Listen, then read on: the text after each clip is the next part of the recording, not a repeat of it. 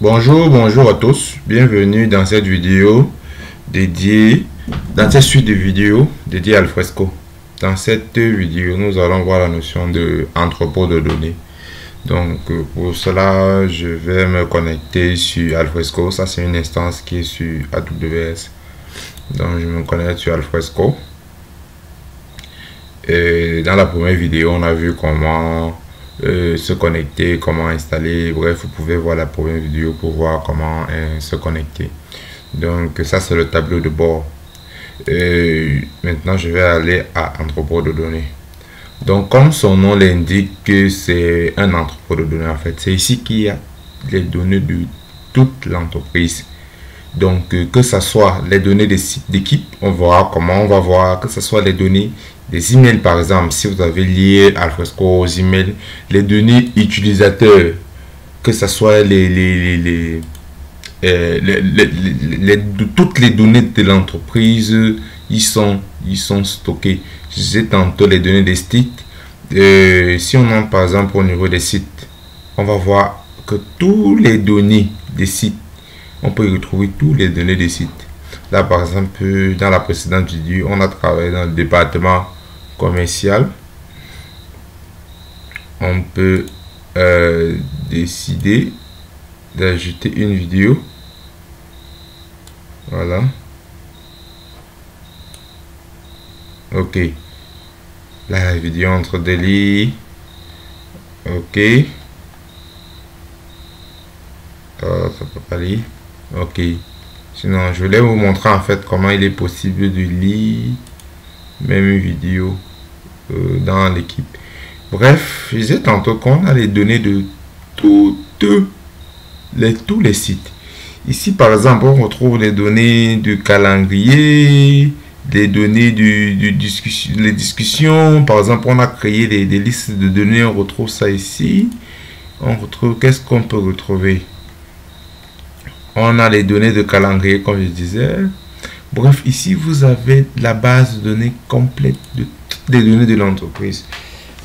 Et si, par exemple, je reviens sur It Consulting, on a les données, j'ai créé des dossiers par département. Ici, on peut retrouver des dossiers, on peut les lire, on peut l'afficher. Bref, ici, on a un ensemble des éléments possibles de faire, des choses possibles de faire ici. Comme je disais, on peut lire le fichier, il y a les actions, comme par exemple des workflows, des droits d'accès, tout ce qui est édition et tout. On va revenir. Mais maintenant, non, pour le problème, c'est que cet entrepôt par défaut est accessible à tout le monde. Comme vous pouvez le voir, tout le monde a accès à cet entrepôt. Ici, c'est les données utilisateurs. Par exemple, ici, on a les données de chaque utilisateur. Les données de chaque utilisateur seront stockées. Ce qui n'est pas bon. Comme je disais, par exemple, voici un autre utilisateur qui peut avoir accès à cette interface. Ce qui n'est pas correct. Même ce qui n'est pas correct. Ce qu'on peut faire par contre, c'est de limiter l'accès. Par exemple, au niveau de cette partie, je veux gérer les accès, gérer les droits d'accès. Je veux supprimer tous les droits hérités. Voilà. Ok, si j'actualise, vous pouvez le voir en temps normal. Je ne suis plus censé voir le dossier user a disparu. Pourtant, le voici. User.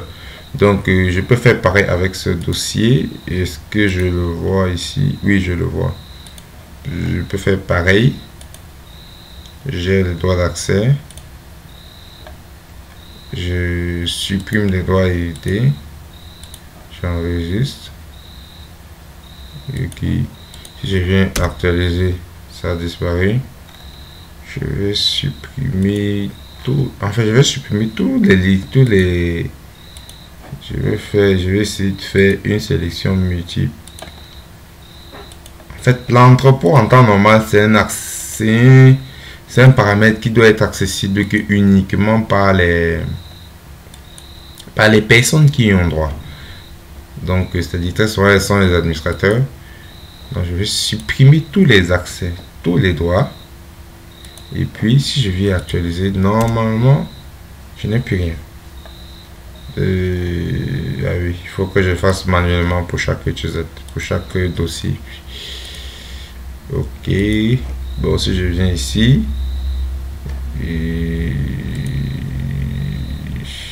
ok. Ah, d'accord.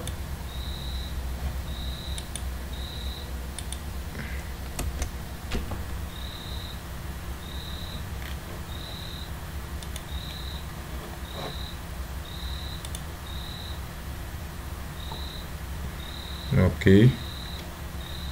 Ici, je peux faire gérer les droits d'accès.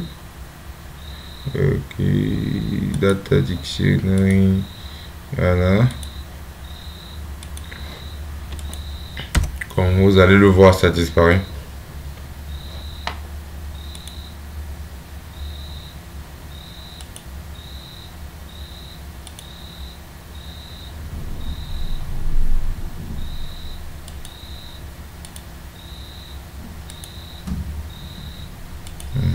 Je vais supprimer. Voilà. Ok, ça disparaît. Donc je peux en faire autant pour l'ensemble des documents, l'ensemble des dossiers. Donc ici je retrouve vraiment tous les dossiers de l'entreprise, tous les dossiers des sites d'équipe comme je disais. Ici je peux créer des données de stockage. Je peux par exemple créer un espace pour l'archivage ici. Je peux créer un dossier que j'appelle archivage. C'est ici que je vais mettre tous les dossiers liés à tout ce qui est archive, tout ce qui est archive. Par exemple, si je veux déplacer ce fichier, je vais l'archiver. Je vais venir dans entrepôt, archivage. Ok. Les données sont déplacées vers l'archivage. Et puis maintenant, non, je peux décider que ce dossier, je supprime les droits d'accès par défaut. Je vais supprimer. Comme vous pouvez le voir ici, par défaut, je pourrais voir normalement ce dossier archivage. Ce qui n'est pas normal, vu que c'est une archive censée être consultée par un certain nombre de personnes. Je vais supprimer ce droit d'accès, droit hérité. Et puis, je viens ici, le dossier archivage doit normalement disparaître. Ok, on va